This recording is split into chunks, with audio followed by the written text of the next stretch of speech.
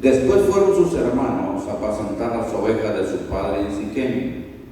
Y dijo Israel a José: tus hermanos apacientan las ovejas en Siquem. Ven y te enviaré a ellos.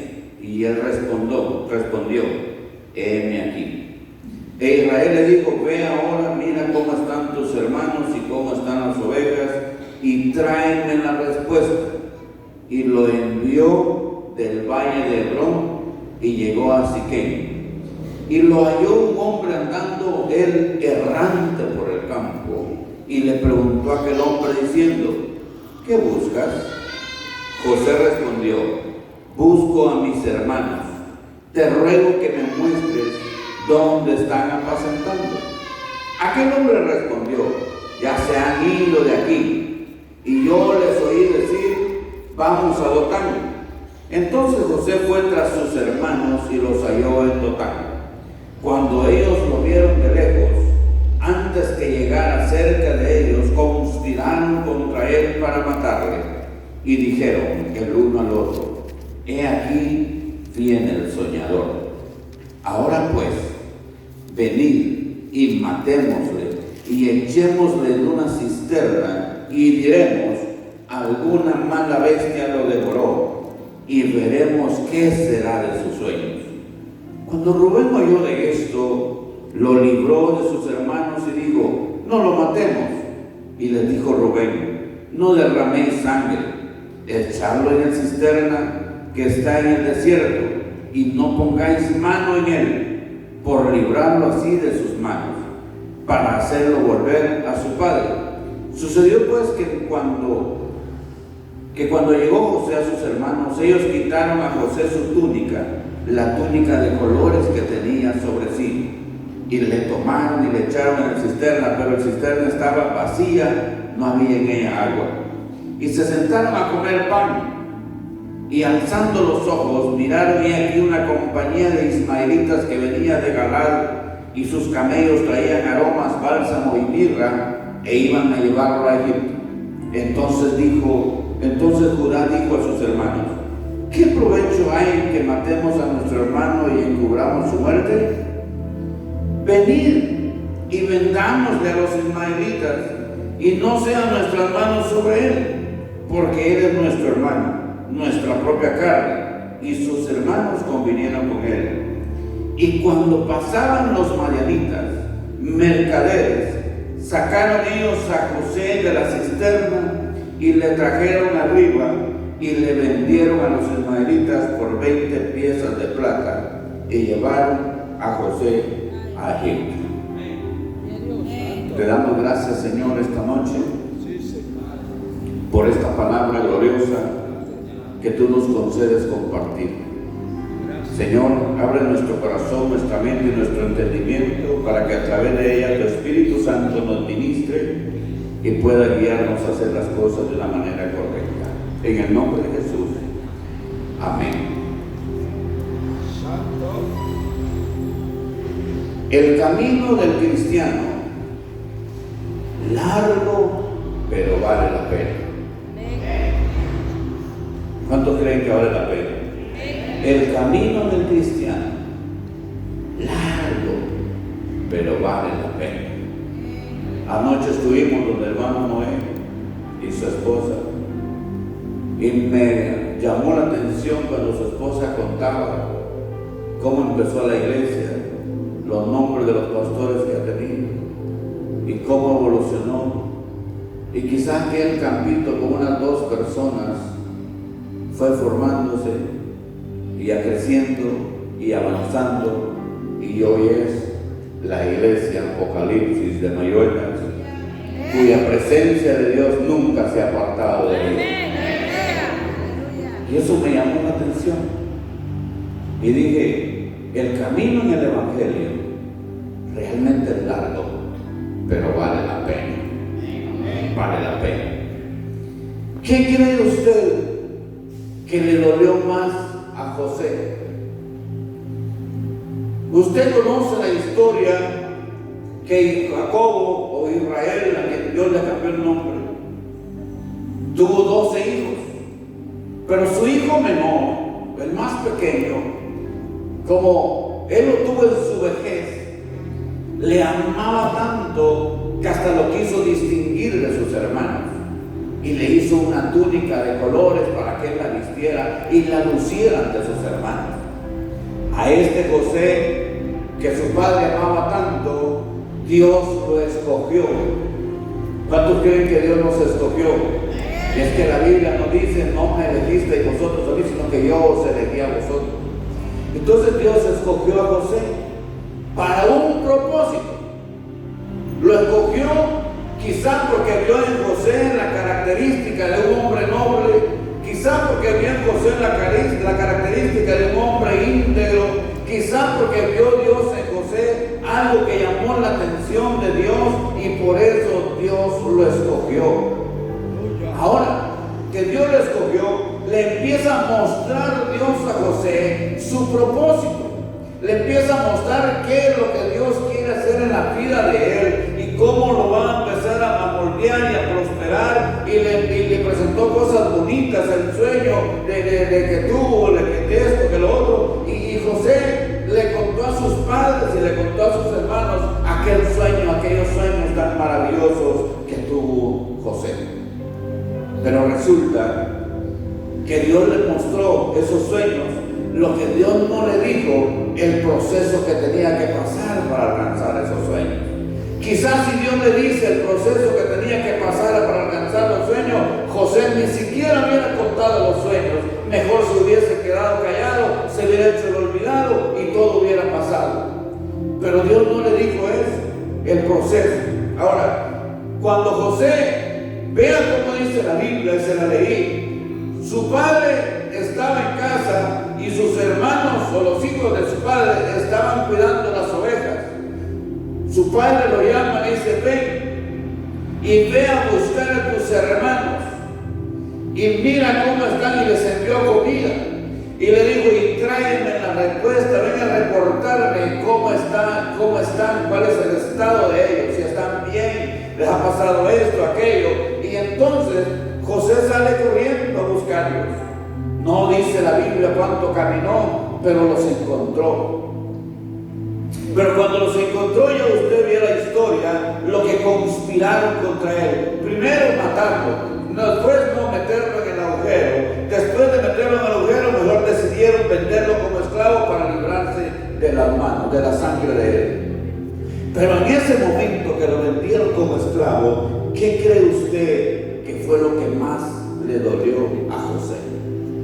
Lo que más le dolió a José, mi hermano, fue aquella mirada que pudo observar quizá cuando se montó en el caballo de las personas que lo habían comprado y todos sus hermanos estaban allí abajo en el suelo viendo la escena, y José montándose al caballo que lo estaban llevando para una tierra como esclavo, a una tierra extraña, y si él quizá como hijo menor era el hijo más pequeño de la familia, quizá en ese momento que estaba montado en el caballo, quizá estaba deseando o anhelaba o gritaba que cualquiera de sus hermanos, quizá el mayor, el más grande o el que tenía más liderazgo, dijera: ¡hey, detengan ese caballo, porque este es mi hermano y no quiero que se lo lleve! Quizá José empezó a pensar en su mente: ¿cómo es posible que mis hermanos, cómo es posible que mi propia sangre, cómo es posible que yo les traje de comer, cómo es posible que yo los vine a buscar para ver cómo estaban, y ahora yo me monto en este caballo que voy como esclavo y ellos no hacen nada por mí? ¿Usted cree que no le dolió eso a José? Le dolió. Eso duele, hermano.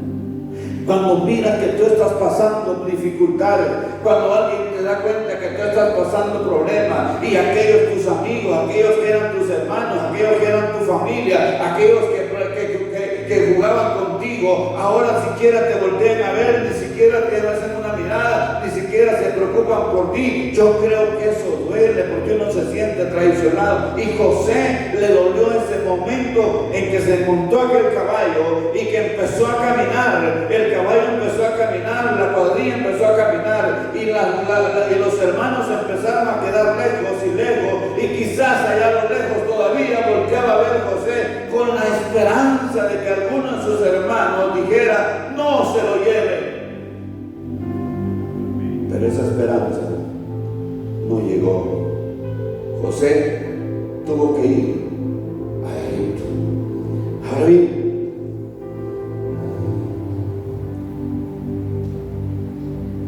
quizá José quería gritar. Quizá él podía decir: ¡hey, ayúdenme! Y es que lo que pasa, que quizá sus hermanos, o muchos no entendieron, o la gente no entendió, y ni el mismo José entendía que lo que estaba pasando en ese momento en su vida no era que sus hermanos eran malos, no era que sus hermanos se estaban portando así porque querían, sino que había un propósito de Dios para la vida de José, pero tenía que pasar por el proceso. Hermanos de Iglesia Apocalipsis, yo les vengo a decir esta noche que cuando nosotros tenemos bendiciones por alcanzar, no crean que van a llegar así fáciles. Hay que pasar por el proceso, pero cuando tú pasas por el proceso y logras llegar hasta la recta final, logras llegar hasta donde termina el proceso, hay una gloria de Dios que se manifiesta sobre su vida. Hay una gloria de Dios que llega y que cae, porque la Biblia a nosotros nos enseña que la gloria postrera será mayor que la primera. Amén. Gloria a Dios. Entonces, José eso no lo entendió. Y muchos de nosotros no lo entendemos. Lo entendemos después.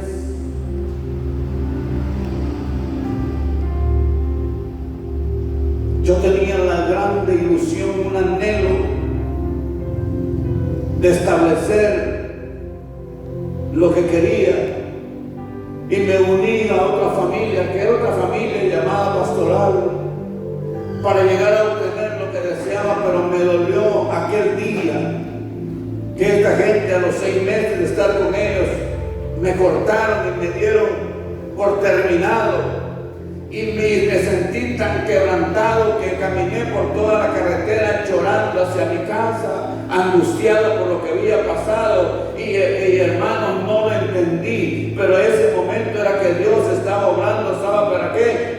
Porque Dios no quería que estuviera aliado con ellos, sino que Dios quería darme a mí algo propio que lo tuviera. Pero para tener eso algo propio yo tenía que pasar por eso, había que desprenderse de algo. Cuando José se monta en el caballo y empieza a caminar, José no sabía lo que en Egipto le estaba esperando. Ya usted conoce la historia, porque desde que llegó a la casa de Potifar. Pero la Biblia dice que cuando José llegó a la casa de Potifar, todas las cosas eran transformadas, porque allá había un hijo de Dios. Y hasta el mismo Potifar empezó a darse cuenta que ahora que tenía José en su casa, la bendición en su vida, en su familia, en su casa, estaba llegando más grande. ¿Y sabe por qué era? No era porque Potifar se había sacado la lotería, sino porque allí había un hombre de Dios que exaltaba el nombre de Jesucristo, y ese hombre atraía la bendición para su casa, mi amado hermano. Yo siempre digo que las empresas que contratan creyentes se sacan la lotería, porque esas empresas prosperan porque tienen a un hijo de Dios ahí trabajando consigo. Llegamos a Oneida y ¿dónde estamos? La iglesia era grande, no grande, pero tenía unos 80 miembros de repente que se congregaban. Pero hermanos, todos llegaban caminando, o sea, llegaban a pie, y ellos ahí se congregaban y exaltaban a Dios. Y yo empecé a predicar, a hablar con ellos, a predicarles y a enseñarles de la palabra del Señor. De repente me doy cuenta que empiezan a llegar motos nuevas. De repente voy a inaugurar una casa de un hermano joven, de repente otra casa, de repente otra. Inauguramos como unas 7 u 8 casas nuevas que los muchachos lograron hacer. No fue porque yo llegué ni nada, fue porque Dios empezó a cambiar la vida de aquella gente. ¿Sabe por qué? Porque cuando Dios está en la obra del Señor, es Dios que ministra y da vida para todos nosotros, porque dijo que nos traía vida y vida en abundancia. Amén. Amén. Ahora, José está allí caminando, fue vendido por sus hermanos. Quizás tú y yo no hemos sido vendidos por nuestros hermanos, Pero ¿qué cree usted que pensaron los hermanos de José? Se terminó el soñador. Hasta aquí llegamos con él. Ahora, yo vengo a decirle esta noche cómo suceden las cosas que encontraste. Para ellos, José estaba acabado, pero para José todo parecía perdido, pero para Dios apenas comenzaba el proceso. A veces para nosotros parece todo perdido, para otros también parece que todo estaba perdido, pero en Dios hay diferencia. Dios no está pensando en cuánto usted y yo perdimos, Dios está pensando en cuánto Él lo va a bendecir. ¿Y cuánto cree que Dios nos va a bendecir como iglesia? José sabía que ese desierto era un pasillo, que era una injusticia, pero que era una preparación, que esa traición lo estaba posicionando en algo diferente. La traición que sus hermanos estaban haciendo a José, lo estaban posicionando para algo mejor. Hermano, lo malo que a ti te venga, no te está viniendo por casualidad, sino te está viniendo para posesionarte en algo más grande, en algo más grandioso, porque ese es nuestro Dios. ¿Cuántos lo alaban? Amén. Ahora, José descendió olvidado, pero después de José aparece otro personaje que se llama Jesús. El mismo Jesús. Regresando a la historia, la Biblia dice que vendieron a José por 20 monedas. También nuestro Jesús fue vendido por uno de sus discípulos por plata.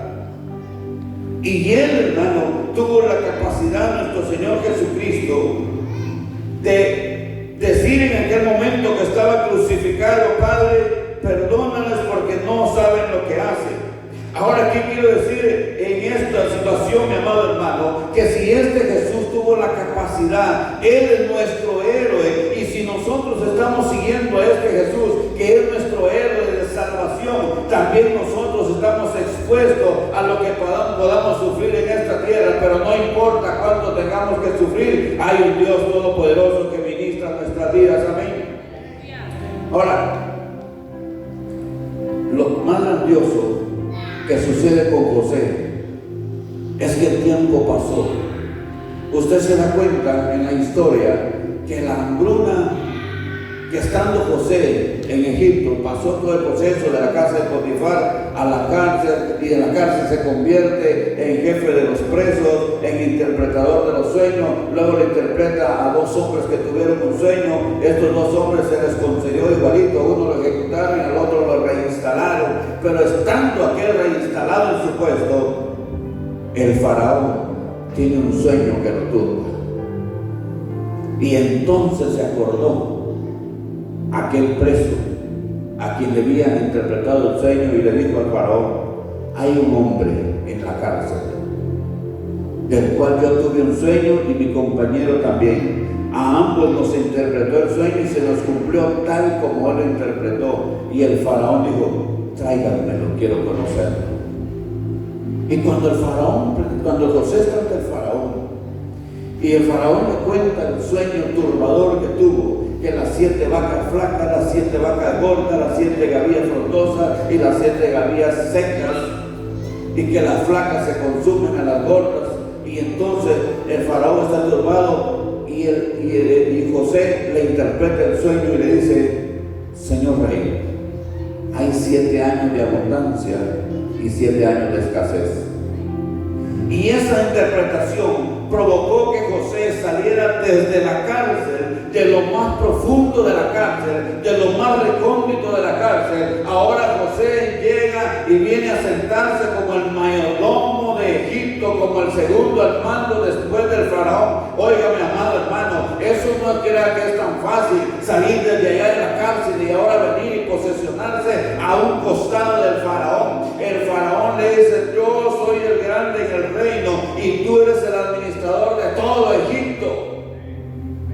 Pero lo que más me llama la atención de ese proceso es que cuando los 7 años de prosperidad prosperidad llega, José empieza a amontonar toda clase de comida, pero cuando lo vienen los 7 años de escasez, que Egipto empieza solo a consumir lo que hay, también la familia de José llegó al hambre donde estaban y tuvieron que emigrar a Egipto para conseguir comida. Pero cuando sus hermanos llegan donde José, ni siquiera lo identifican que él era José. ¿Sabe por qué, mi amado hermano? Porque cuando tú y yo recibimos una transformación en nuestra vida, ya no somos aquel hombre viejo ni aquella mujer vieja que andaba caminando por la calle. Ahora tenemos la gracia de Cristo en nuestra vida, y por eso cuando caminamos la gente se queda asombrada de ver que hoy tenemos la gracia del Señor en nuestra vida.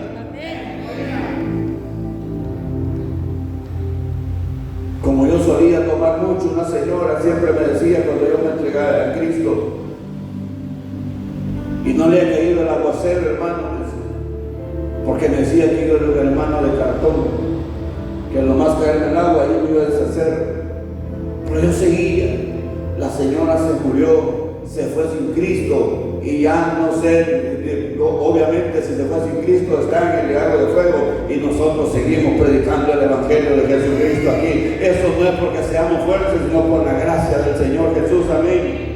Entonces cuando José tiene a sus hermanos enfrente, sus hermanos ni siquiera lo identifican. Este era el momento para que José, hermano, hubiese podido recordar aquel daño que le hicieron allá atrás, aquella grosería con la que lo habían tratado. Hermano, José pudo haberse en ese momento dicho: estos mis hermanos pues no merecen, ay que miren cómo salen. Sin embargo, la Biblia a mí me dice que José extendió su mano y les entregó lo que podía y les mandó comida a su padre y a su familia. ¿Sabe por qué? Porque en José no había egoísmo, ni orgullo, ni resentimiento. José era un hombre de Dios que sabía perdonar. Mi amado hermano, nosotros también somos llamados como hijos de Dios a aprender a perdonar y a amar a aquellos que nos hacen daño. ¿Cuántos dicen amén?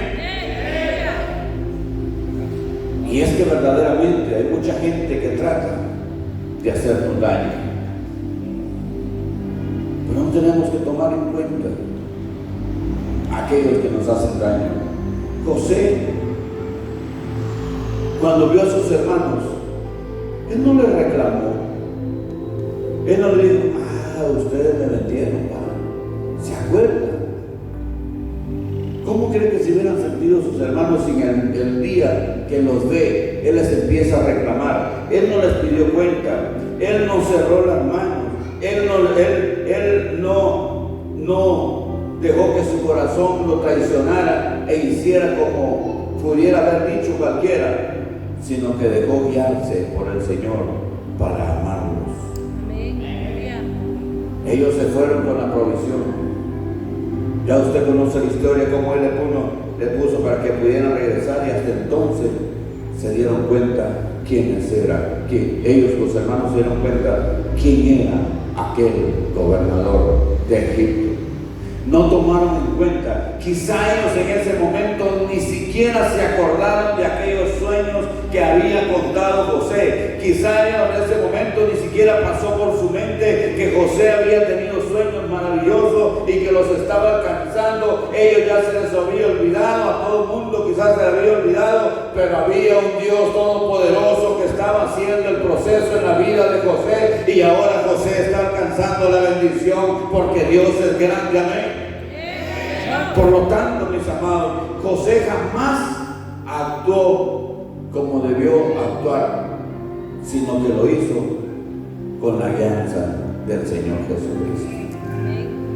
Nosotros como iglesia tenemos que aprender de la vida de José. ¿Sabe por qué? Porque podemos decir: ¿quién me falló? ¿Quién me traicionó? ¿De quién usted se siente traicionado?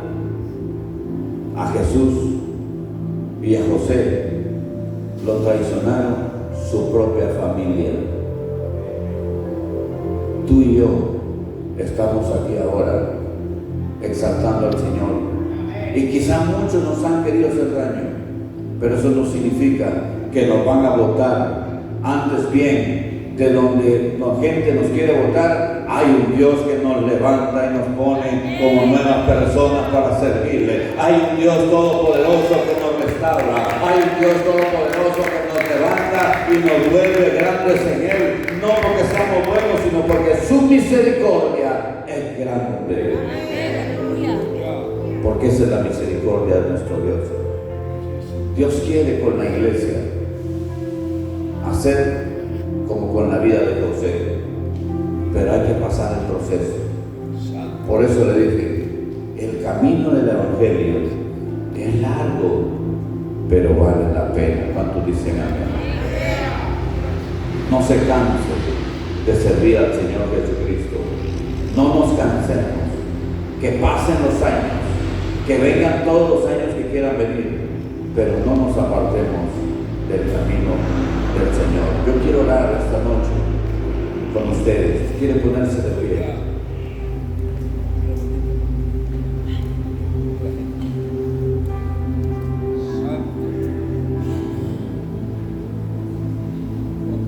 Gracias. Aleluya. Glorifícate, oh Dios. Señor, quiero que levanten tus manos. Gracias, hermano. Sube la gloria. Hay algo maravilloso esta noche. ¿Sabe qué es? Es la presencia del Señor.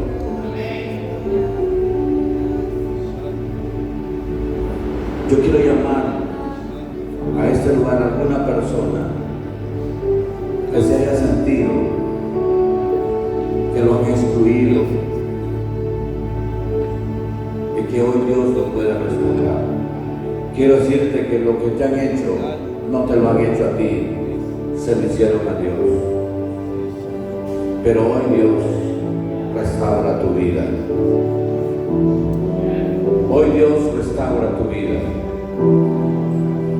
Padre, en el nombre de Jesús, aquí está tu pueblo, aquí está tu iglesia, aquí está, Señor, una iglesia lavada con tu sangre. Aquí está una iglesia que quizá el enemigo la ha querido golpear. Quizá el enemigo se ha levantado con furia para destruirla. Pero nosotros entendemos por tu palabra que nos dice que las puertas del infierno no prevalecerán contra la iglesia amada. Por eso, Señor, te decimos, el Espíritu de Dios está en este lugar. Te está hablando ahí a lo más profundo de tu corazón para decirte, hijo mío, yo di mi vida por ti.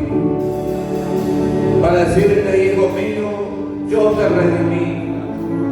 Para decirte, hijo mío, yo te transformé. Para decirte, hijo mío, yo pagué el precio de tu salvación. Y si tú estás aquí, hermano, no es obra de la casualidad. Es porque Dios te dio fuerza y te dio el ánimo para venir hoy a la casa del Señor.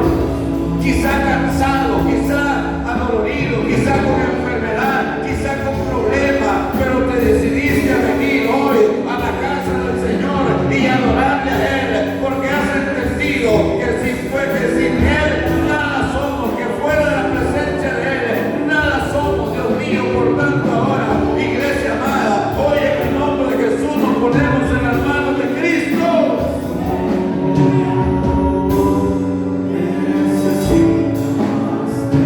Que hasta el momento tú estás aquí, hermanos, muchos les ha costado servir, muchos se han desanimado y quizá en alguna ocasión también tú te has desanimado. Quizá en algún momento tú has pensado en ya no seguir. Quizá en algún momento por tu mente ha pasado el deseo de quedarte. Pero si aún estás aquí, es porque Dios te ama tanto. Es porque Dios te ama con todo su corazón. Es porque Dios te ha demostrado el grande amor que tiene por tu vida.